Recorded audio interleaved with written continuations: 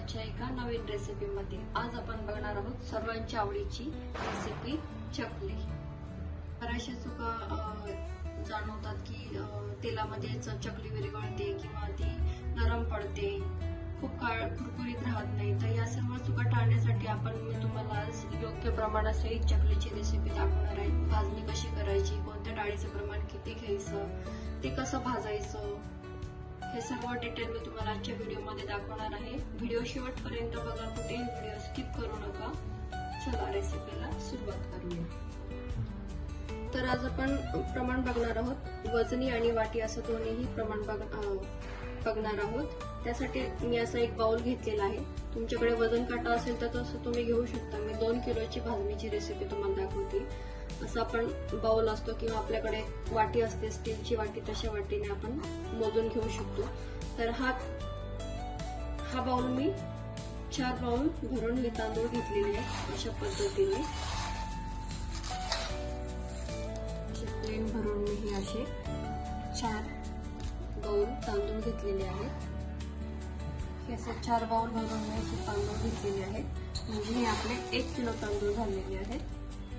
त्यानंतर आपण इथे घेतलेले आहे ह्याच बाउलने 2 बाउल चणा डाळ, म्हणजे ही अर्धा किलो. इथे आपली वजनी प्रमाण बघाल तर 500 ग्रॅम. अर्धा किलो आपण इथे चणा डाळ घेतलेली आहे. 1 बाउल आपण इथे घेतलेली आहे मुगाची डाळ. 250 ग्रॅम आपण इथे मुगाची डाळ घेतलेली आहे. 125 ग्रॅम आपण इथे घेतलेली आहे उडदाची डाळ. उडदाच्या डाळीने कुरकुरीतपणा छान येतो, त्यामुळे उडदाची डाळ अवश्य घ्यायची आहे. लगेचच आपण इथे 100 ग्रॅम पोहे पण घेणार आहोत. पोह्यांमुळे आपली चकली खुसखुशीत कुरकुरीत होण्यासाठी मदत होते. पोहे तुम्ही तुमच्या आवडीनुसार कमी जास्त करू शकता, पण 1 वाटी तर घ्यायचीच आहे. त्या खालीवर आपण घेणार आहोत साबुदाणा. साबुदाणा इथे आपण घेतलेला आहे 50 ग्रॅम. 50 ग्रॅम आपण इथे साबुदाणा घेतलेला आहे. उडदाची डाळ घेतलेली आहे आपण इथे 150 ग्रॅम. 1 वाटी वजनी प्रमाण बघाल तर 1 वाटी घेतलेला आहे आपण इथे. धणे लागणार आहेत आपल्याला इथे 50 ग्रॅम. जिरे घेणार आहोत आपण. एकदा मी तुम्हाला सगळं प्रमाण व्यवस्थित सांगते. हे वाटीचं प्रमाण, हे आपण 4 वाटी तांदूळ घेतलेले आहेत. ह्याच वाटीने आपण 2 बाउल आपण इथे चण्याची डाळ घेतलेली आहे अर्धा किलो. त्या खालोखाल आपण 250 ग्रॅम इथे मुगाची डाळ घेतलेली आहे. 125 ग्रॅम आपण इथे उडदाची डाळ घेतलेली आहे. 100 ग्रॅम आपण इथे पोहे घेतलेले आहेत. 50 ग्रॅम आपण इथे साबुदाणा घेतलेले आहे. 25 ग्रॅम आपण इथे धणे घेतलेले आहेत. 2 चमचे आपण जिरे घेतलेले आहे आणि 2 चमचे आपण ओवा घेतलेले आहे. अर्धे तांदूळ घेतलेले आहे. आता आपण तांदूळ छान भाजून घेणार आहोत. जाड बुडाची कढई घ्यायची आहे आणि आपण अर्धे तांदूळ याच्यामध्ये घातलेले आहेत. हे छान आपण भाजून घेऊयात. गॅस स्लोच ठेवायचा आहे, मोठा करायचा नाही. अगदी खूप जाळायचाही नाही, खूप लालसरही रंग करायचा नाही. थोड्याशा रंगावरती असं तांदूळ तुटला पाहिजे इथपर्यंतच आपल्याला हे छान भाजून घ्यायचं आहे. यापेक्षा जास्त आपल्याला भाजायचं नाही.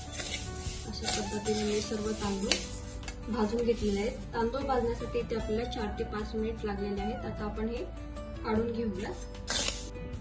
तांदूळ आपले छान भाजून झालेले आहेत. आता आपण इथे एका परातीमध्ये काढून घेऊया. छान पसरवून घ्यायचे आहे. अशा पद्धतीने छान आपण तांदूळ पसरवून घेऊया, जेणेकरून ते लवकर थंड होतील. एखाद्या सुती कापडावरती तुम्ही डायरेक्ट सुकायला ठेवू नका. त्याच्या खाली पेपर ठेवा आणि मग त्याच्यावरती कपडा टाकून आणि मग अशा पद्धतीने आपण जे काही भाजणार आहोत ते एकावर एक असं आपण ठेवून घेणार आहोत, जेणेकरून ते खूप लवकर थंड होईल आणि त्याला मॉइश्चर पकडणार नाही किंवा मग जे गरम असेल त्या वाफेने ते परत ओलसर होऊ शकतं. तर तसं न होता आपण खाली पेपर टाकायचा, न्यूजपेपर आपला, आणि वरती सुती कपडा, आणि त्याच्यावरती आपण जे भाजणार आहोत ते सर्व टाकत जायचं आहे. त्याच्याने मॉइश्चर पकडत नाही आणि लवकर थंड होतं आपलं सर्व. चणा डाळ घेणार आहोत आपण. माझी कढई मोठी आहे त्यामुळे मी एकदा सर्व चणा डाळ भाजून घेणार आहे. चणा डाळ भाजायला 7 ते 8 मिनिट लागतील आपल्याला. खूप जास्त नाही भाजायची, हलकीशी आपल्याला भाजून घ्यायची आहे. आता आपण घेतलेली आहे मुगाची डाळ. मुगाची डाळ आपण 5 ते 7 मिनिट छान भाजून घेणार आहोत. सर्व साहित्य आपल्याला एकदम छान कडकडीत भाजायचं आहे, पण कलर कुठेही त्याचा चेंज होता कामा नये याची काळजी घ्यायची आहे. मुगाची डाळ आपल्याला भाजायला ते 4 ते 5 मिनिट लागणार आहे. सतत हलवत राहत आपण छान हे भाजून घेऊया. चणा डाळ आपली अशी कलरवरती भाजून झालेली आहे. तुम्ही बघू शकता याचा रंग कुठेही चेंज झालेला नाही, परंतु कडकडीत अशी भाजले गेलेली आहे. आपण चणा डाळ इथे काढून घेऊया. सर्व साहित्य आपण एकाच ह्याच्यामध्ये काढून घेणार आहोत आणि सर्व पूर्णपणे थंड करून घ्यायचं आहे. मुगाची डाळ आपली इथे छान भाजून तयार झालेली आहे. आता आपण इथे बघू शकता तुम्ही कसा कलर घ्यायचा आहे मुगाच्या डाळीचा. आपण कसं भाजणार आहोत ते अशा पद्धतीने, अशा कलरवरती आपण मुगाची डाळ भाजून घेतलेली आहे. आता आपण ही एका बाउलमध्ये इथे काढून घेऊयात. अशाच पद्धतीने ती मुगाची डाळ, उडदाची डाळही आपण भाजून घेतलेली आहे. छान सोनेरी रंगावरती आपण उडदाची डाळ देखील काढून घेऊयात. आता आपण घेणार आहोत 1 वाटी साबुदाणा. साबुदाणा छान आपण फुलेपर्यंत भाजून घेणार आहोत. खूप जास्त डाळ काही नाही करायचा, अगदी तो फुलतो त्याप्रमाणे आपण छान भाजून घेऊया. साबुदाण्यामुळे आपली चकली छान खुसखुशीत खमंग होते. तुम्ही बघू शकता आपला साबुदाणा किती छान फुलत आहे. अगदी छान हा भाजला जात आहे. कढई तापलेली असते त्यामुळे अगदी तो 2 ते 3 मिनिटातच फुलायला लागतो. बघू शकता तुम्ही. साबुदाणा आपण आता इथे काढून घेऊया.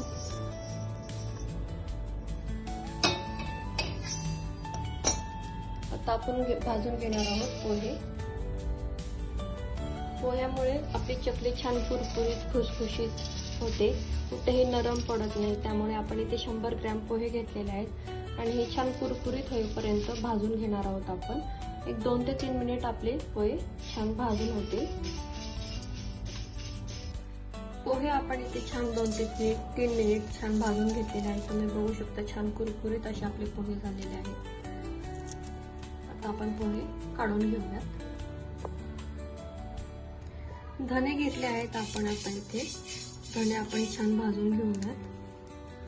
धने, जिरे, ओवा आपण एकदाच सर्व घालणार आहोत आणि छान 2 ते 3 मिनिट भाजून घेणार आहोत.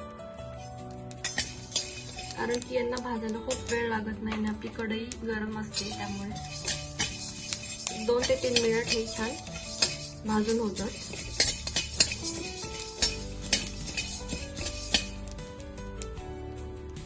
तुम्ही बघू शकता किती छान आपलं हे इथे भाजून झालेलं आहे. तुम्ही बघू शकता आपण सर्व साहित्य किती छान खरपूस असं रंगावरती भाजून घेतलेलं आहे.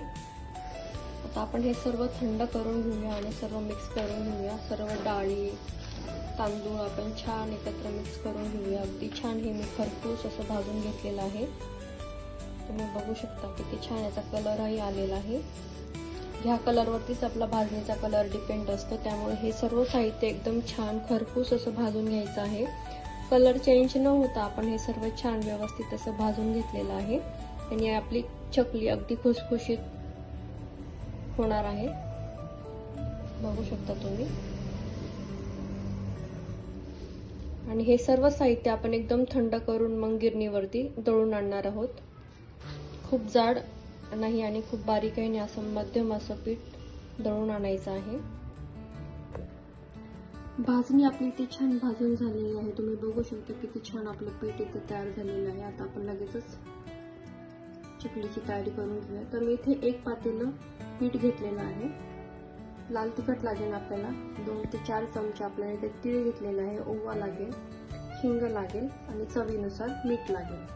तर आपण जेवढं पीठ घेणार आहोत सेम तेवढ्याच प्रमाणामध्ये आपण पाणी घेणार आहोत. तर मी इथे बघू शकता तुम्ही असं पीठ दाबून घेतलेलं आहे आणि इथपर्यंतच आपल्याला पाणी घ्यायचं आहे. त्यापेक्षा कमी नाही आणि त्यापेक्षा जास्तही नाही. आणि जर तुम्ही वाटीचं प्रमाणाने मोजून घेणार असाल तर जेवढे वाटी तुम्ही पीठ घेणार असाल सेम तेवढीच वाटी तुम्हाला पाणी घ्यायचं आहे. 4 वाटी जर तुमचं पीठ असेल तर 4 वाट्याच तुम्हाला पाणी घ्यायचं आहे. जेवढं आपण पीठ घेतलं होतं त्याच्यामध्ये आपण पाणी घेतलेलं आहे. पाण्याला आपण छान उकळी काढून घेणार आहोत. यामध्ये टाकणार आहोत आपण चिमूटभर हळद जास्त नाही घालायची. त्यानंतर टाकणार आहोत आपण लाल तिखट. तुम्ही किती कसं तिखट खाता त्यानुसार. इथे 2-2.5 चमचे मी ते लाल तिखट घातलेलं आहे आणि कलर छान येतो. आणि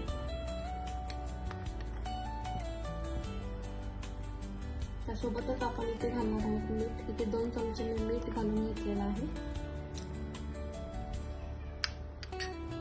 तीळ घेणार आहोत आपण. इथे 4 टेबलस्पून मी ते तीळ घेतलेले आहेत.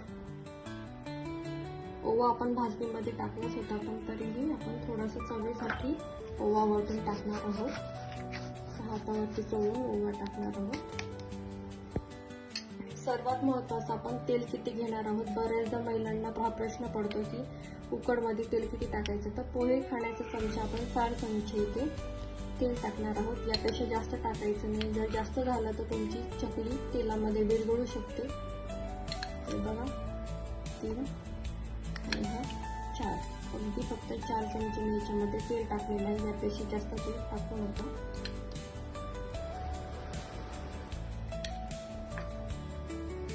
आणि आता आपण हे छान मिक्स करून घेऊया आणि छान उकळी येऊन देऊया. उकळी आल्यानंतर आपण भाजणी याच्यामध्ये टाकून घेणार आहोत. पाण्याला छान कडकडीत उकळी आणायची आहे. पाण्याला छान उकळी आलेली आहे. आता आपण सर्व भाजणी या पाण्यामध्ये टाकून घेऊयात.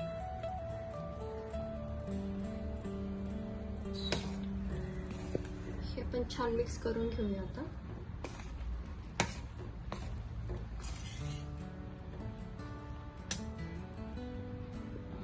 गॅस आपण बंद करणार आहोत. आपण छान मिक्स करून घेऊयात. आपण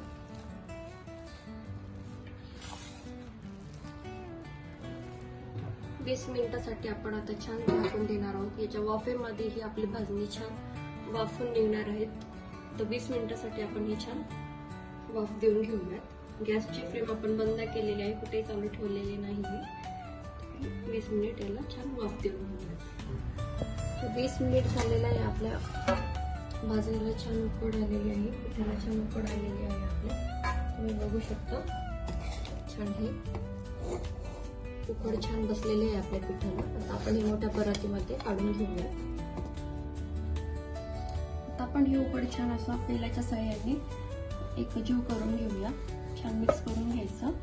हे गरम असताना लगेचच हात लावायचं नाही. थोडंसं एकसारखं करून घ्यायचं सर्व.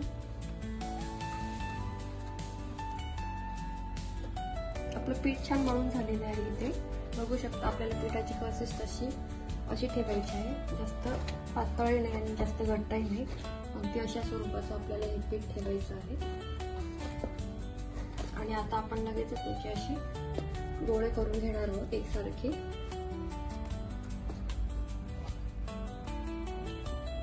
पिठाचे आपण छान असे गोळे बनवून घेतलेले आहेत. आता आपण हे झाकून ठेवणार आहोत. उघडे ठेवायचे नाही. आणि जसं लागेल तसं आपण हे असं थोडंसं पीठ घेऊन असं सोऱ्यामध्ये भरून घेणार आहोत. असं थोडंसं एकजीव करून घ्यायचं. एकसारखं करून घ्यायचं थोडंसं असं. आणि आता आपण हे सोऱ्यामध्ये भरून घेऊया. सोरा घेतला आहे आपण इथे. त्याच्यामध्ये आपण थोडंसं आतमध्ये तेल लावून घेऊया आणि हे आपलं पीठ असं टाकून घेऊया आतमध्ये. आणि अशा पद्धतीने आपण चकली बनवून घेऊया. सर्व पीठ हे जास्त घट्ट असावं, त्याच्याने काटे छान येतात चकलीला. आपलं खूप पातळ नसावं आणि खूप घट्टही नसावं. मध्यम स्वरूपाचं पीठ आपल्याला हवंय. अशा पद्धतीने मी असे प्लेट घेतले आहेत आणि याच्यावरती आता आपण असे चकली काढून घेऊया. तुम्हाला हवं असेल तर तुम्ही न्यूजपेपर वगैरे पण घेऊ शकता. त्याच्यावरती पण तुम्ही टाकून घेऊ शकता. पण मी इथे प्लेट घेतले आहे. बघू शकता तुम्ही आपल्या चकलीला काटे किती छान आलेले आहेत. किती छान दिसत आहे. अशाच पद्धतीने मी सर्व चकली बनवून घेते. तुम्हाला अजून एक बनवून दाखवते. हा गोल असा इथे जॉईन करायचा आणि अशा पद्धतीने पुढची चकली आपण गोलाकार दिशेने असं सोऱ्या फिरवत जायचं. खूप सुंदर होतात ह्या चकल्या. रेसिपी नक्की ट्राय करा.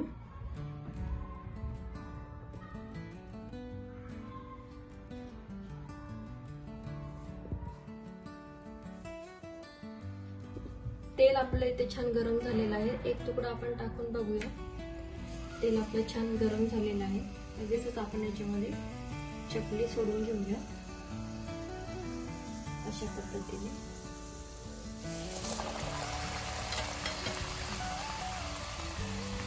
असं हातावरती काढून घ्यायची आहे. अशी अलगद सोडून घ्यायची. लगेच चकली हलवायची घाई करायची नाही. तेलावरती छान तरंगल्यावरतीच आपण तिला हलवायचं. बघू शकता तुम्ही किती छान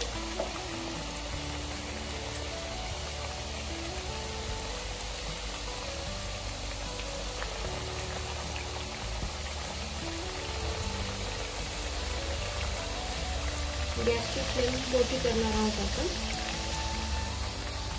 चकली भाजण्यासाठी आपल्याला लो टू मिडियम अशा फ्लेमवरतीच आपण चकली छान भाजून घेणार आहोत. बघू शकता आपण चकली छान अशी वरती येत आहे. बघू शकता आपली चकली किती छान तळून झालेली आहे. रंग किती छान आलेला आहे. कुठेही तेलामध्ये आपली चकली विरघळलेली नाही. आणि आता आपण याच कलरवरती सर्व चकली तळून घेणार आहोत. बघू शकता किती छान कुरकुरीत मस्त अशी आपली चकली तयार झालेली आहे. अशा पद्धतीने तुमच्याकडे झालं असेल तर त्याच्यामध्ये असं काढून घ्यायची आहे चकली. संपूर्ण तेल निथळून द्यायचं आहे आणि मगच काढायचं आहे. बघू शकता आपली चकली किती छान बनवून तयार झाली आहे. त्याला काटे किती सुंदर आलेले आहेत.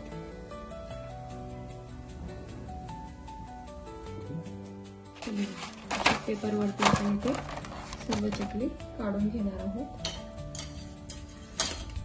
किती छान आपली चकली इथे काटेरी मऊ छान अशी आपली चकली इथे बनवून तयार झालेली आहे. बघू शकता किती छान याला काटे देखील आलेले आहेत. हे बघा आपली चकली किती कुरकुरीत झालेली आहे.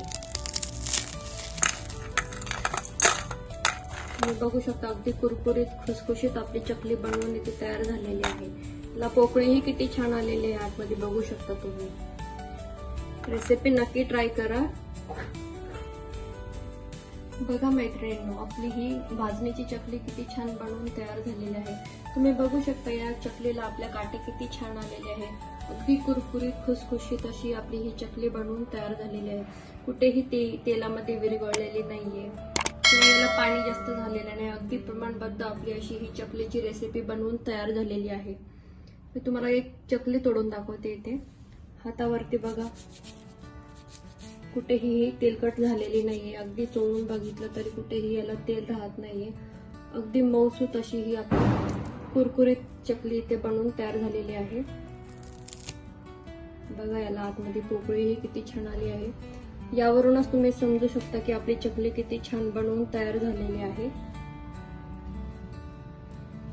दिवाळी फराळामध्ये खाल्ला जाणारा सर्वांचा आवडीचा पदार्थ म्हणजे चकली. आणि ही चकलीची रेसिपी आज मी अगदी तुम्हाला प्रमाणबद्ध सांगितलेली आहे.